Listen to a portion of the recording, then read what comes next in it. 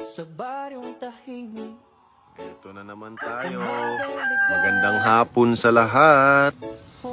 Papasyal muna natin ang ating mga alagang mga tortoise.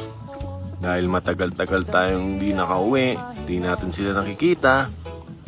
Ito, papasyal muna natin gamit ang kanilang stroller. Yan yung stroller sa probinsya. Diyan sumasakay yung mga alaga natin. Ayan, no? Oh. Yan nga pala. Dito tayo sa Pampanga ngayon. Ikot-ikot sa farm. Ayan, no? Pawis na tayo. Medyo masarap yung buhay dito. Relax. Mahangin. Malayong malayo sa Manila. Yung hangin dito sobrang fresh. Ayan, no? Oh. Tuwang-tuwa yung mga tortoise natin. Naka-stroller, oh. Dami pang kalat. May humps. Oh, ayan, no? Oh.